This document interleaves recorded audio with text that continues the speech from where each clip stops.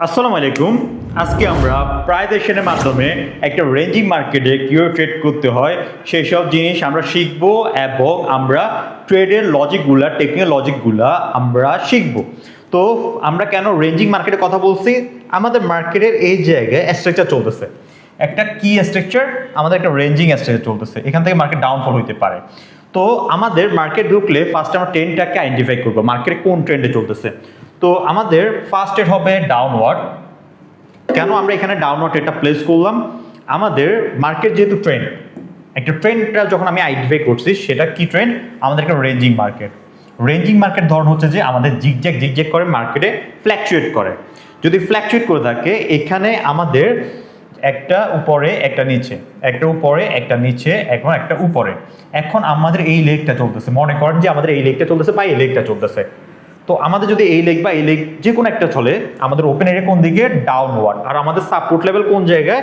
Support level হচ্ছে আমাদের এই অংশে, এই অংশে হচ্ছে আমাদের সাপোর্ট লেভেল।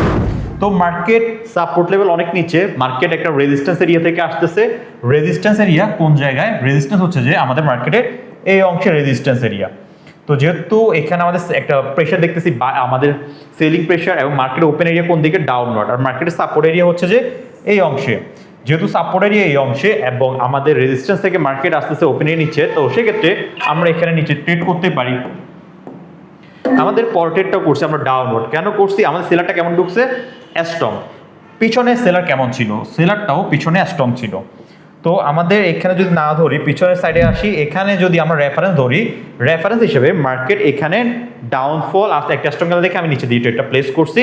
রেফারেন্সের ভিত্তিতে রেফারেন্স 1, রেফারেন্স 2 এবং রেফারেন্স 3, রেফারেন্সের উপর ভিত্তি করে 3 নাম্বার লেগটাতে আমি এই জায়গায় ট্রেডটা প্লেস করছি। আমাদের বাইংও কিন্তু স্ট্রং, মার্কেটে কিন্তু একটা বাইং মুভ আসবে। কেন বাইং মুভটা আসবে?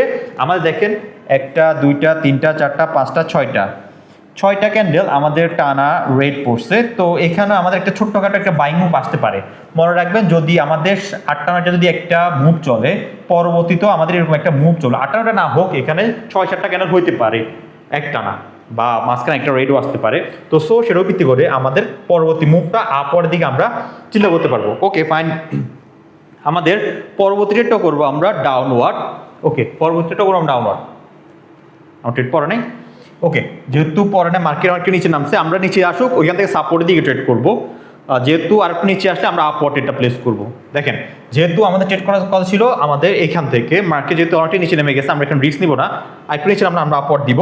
আর একটু নিচে নামলে ওকে ফাইন, এখান থেকে আমরা আপওয়ার্ড দিকে এটা প্লেস করছি। ওকে, এখান থেকে কেন আমরা আপওয়ার্ড দিকে প্লেস করছি? এখানে আমাদের হওয়ার কথা রেট, আমরা এখানে সাপোর্ট লেভেলটাকে ইউজ করছি, সাপোর্ট লেভেলটা ইউজ করে আমরা এখানে আপের দিকে এটা প্লেস করছি। তো মার্কেট শেষ পর্যন্ত কি করে সেটা শেষ পর্যন্ত দেখি আমরা, কিন্তু আমাদের এটা সাপোর্ট আমরা ইউজ করছি সাপোর্ট লেভেল হিসেবে। তো মার্কেট যদি এটা রেট হয় বা বডি যদি ছোট হয়ে যায়, নিচ থেকে যদি উইক ছাড়ে, আমরা এখানে পরবর্তী ট্রেড করবো আপওয়ার্ড। কেন? আমাদের ওপেন এরিয়া কোন জায়গা হবে? ওপেন এরিয়া হবে যে আমাদের আপে দিয়ে, দেখেন আমাদের অ্যান্টির উপরে বডি ছোট হয়ে গেছে, উইকও ছাড়ছে, ওভারঅল আমাদের ক্যান্ডেল আপওয়ার্ড একটা চান্স আছে। তো সেটাও ভিত্তি করে আমরা এখানে আপে দিয়ে এটা প্লেস করছি। আর মার্কেটে রেঞ্জিং মুভের এটা হয়ে গেছে, এখানে সাপোর্ট ছিল, এই অংশ থেকে সাপোর্ট নিয়ে মার্কেট আপের দিকে যাইতেছে। আর এখানে যে ক্যান্ডেলের রিজেকশন আসছে, রেড ক্যান্ডেলের উপরে যে রিজেকশনটা ছিল, এখানে যে রিজেকশনটা ছিল, নিচে রিজেকশনটা কাজ ছিল, রিজেকশনটা ছিল আমাদের বায়ারের। আমরা জানি নিচ থেকে রিজেক্ট কে করে বায়ার, এবং সেটা একটা সাপোর্ট লেভেল থেকে রিজেকশন নিয়ে যাইতেছে আপওয়ার্ড, এবং আমরা সেখানে আপওয়ার্ড দিয়ে একটা প্লেস করছি। এখন আসি রেফারেন্সে, কেন আমরা বাইং এর সাথে এই জায়গায় ওপেনের দিক চাইতে পারবো। আমাদের এই জায়গায় কেমন বাইংটা স্ট্রং, এই জায়গায় কেমন বাইংটা আমাদের স্ট্রং। তো আমাদের এটা ট্র্যাপে কোর্স স্টেপ 1 ছিল, দেন এটা আমরা বড় একটা ক্যান্ডেল করছি, আমাদের একটা রেজিস্ট্যান্স এরিয়াতে চলে আসছে। তো সেখান থেকে মার্কেটে সেলার এন্ট্রি করছে।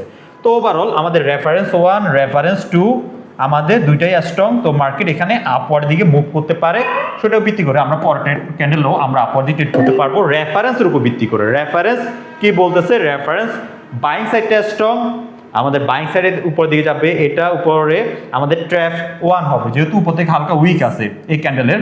তো সেই ক্ষেত্রে আমরা কি হবে, অর্ডার ফ্লো কি করতেছে, বড় থেকে, এটা আমি গ্রিন ক্যান্ডেল যদি চিন্তা করি, ওকে, মনে করেন যে অর্ডার ফ্লো বড় থেকে ছোট দিকে যাইতেছে, মনে করেন এরকম অর্ডার ফ্লো যদি ছোট হয় সেক্ষেত্রে আমাদের এটা ট্র্যাপ ওয়ানে আমরা ট্রেডটা প্লেস করছি এবং মার্কেটে আপে দিয়ে ট্রেডটা প্লেস করছি।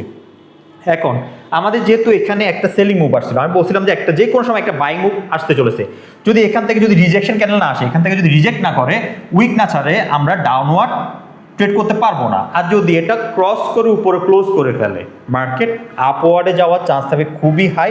আমাদের পরবর্তী ট্রেড হবে শেষ ট্রেড, ওইটা লাভ হোক লস হোক, আমরা লাস্ট ট্রেড করবো আপওয়ার্ডে দেখে। দেখেন আমাদের উইন হয়ে গেছে।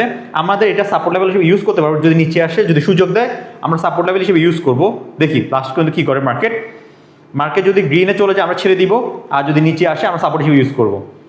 যদি আমাদের এটা উপরে থাকে আমরা ট্রেডটা অ্যাভয়েড করে ফেলবো, ট্রেড করবো না, কারণ আমাদের টার্গেট হচ্ছে এখান থেকে একটা সাপোর্ট নিয়ে যাওয়া। যদি সাপোর্টে না আসে ট্রেড বাদ। ওকে, দেখা যাক লাস্ট পর্যন্ত কী করে। আমাদের আর কিছু সেকেন্ড বাকি আছে, 34, 33। ওকে,